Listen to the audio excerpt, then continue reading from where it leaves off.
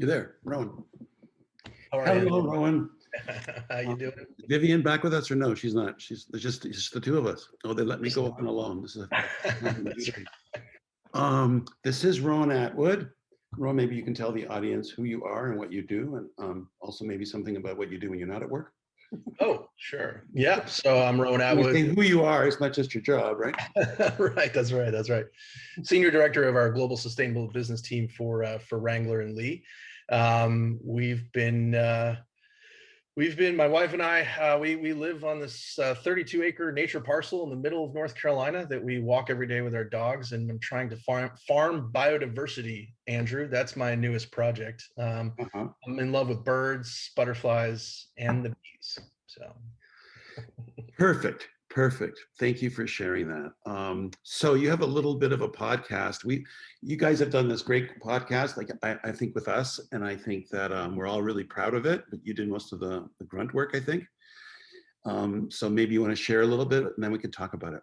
Yeah, for sure. It's been a team effort for sure. And I think when we conceived of the podcast that we call Indigood, we really want to tell a story about sort of all the positive activity that we're seeing going on in the industry. We wanted to celebrate those sustainable innovations, whether they're incremental and slow or disruptive and radical. We wanted to highlight their positive impact on the planet. It's really a celebration of a lot of people's successful stories and pioneering new ways of doing things in denim making, and many of the members of the Kingpins community.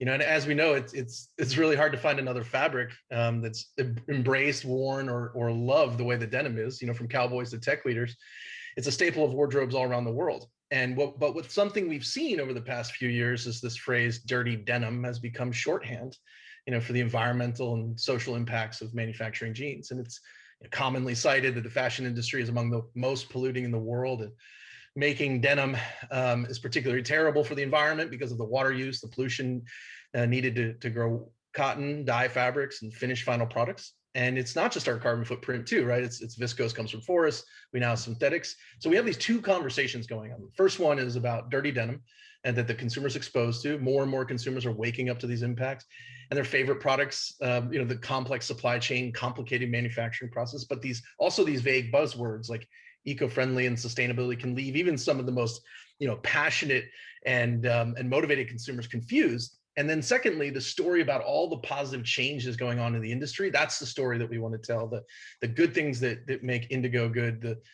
Sometimes that conversation is only an industry conversation, and it's frustrating that we can't share that, but it needs to be public facing. And so how do we share with the public and consumers, our fellow human beings on this wonderful planet Earth, that this segment of the fashion industry and the staple of workwear and fashion both is doing our part, that we're innovating, that we're commercializing on that innovation. And there are many people in this community that are on the path to making denim relevant for the next 100 years, that our legacy is positively painted blue. You can't witness all the transformation in technologies in other industries and not feel like you can't do anything. So the Indigood podcast really celebrates the trajectory of implementing sustainable innovation. And it's really made for anyone who wants to listen, whether fashion novices, industry leaders. It's really an exploration of what's happening in denim sustainability. Should we try and listen to the first 30 seconds? Yeah, let's try. Let's do it. I think there's a lot of good news with what's happening. Is people definitely care, and our mills and our partners in the production world know that our standards are higher, and we have to be innovative and think outside of the box. One of our main targets in the next 5 years to be able to finish stretch fabrics with no water. So we will be able to have the whole change without any water consumption. Today is a dream, still a dream, but we are getting closer. In the beginning, everything was possible, trying products, chemicals, different kind of way to wash a pair of jeans. Today, it's very important to achieve a great look, but completely in a responsible way.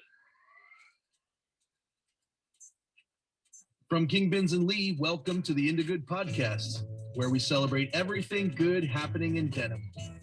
I'm your host, Rowan Atwood, Sustainability Director at Lee, and this is our first episode.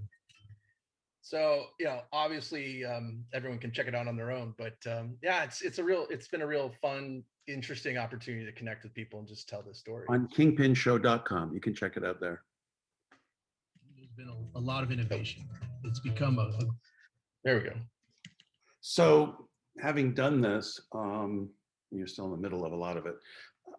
What is your lessons, or what are your lessons? What have you learned, and how you feeling about everything? Yeah, so I mean, it's great. I mean, each episode is kind of a deep dive, on a different topic. We spend a few episodes on water. The most recent episode was really an overview of the supply chain, so it's kind of introductory. And in episode 2, which we just dropped, was about indigo dye. We have an episode coming up on social issues, circular economy. But it's interesting to see some of the common themes, and some of them kind of surprised us. One was just this comment about the increased need for regulation, which it was powerful and makes sense. It's not necessarily everyone's opinion, but multiple people spanning the supply chain have mentioned that regulation is needed, that governments need to step in environmental and social issues. And we heard people asking it in regards to water, microplastics, chemistry. And it's interesting because regulation and business are often seen at odds, but in multiple instances, actors within the supply chain are asking for it. We also heard from everyone just regarding the closeness of the denim industry is so unique, and one of our strengths in our power to collaborate. And I think it was Paul Cal from Archroma who mentioned this at length in our most recent episode, that the denim industry, more than other parts of apparel, is really, really close.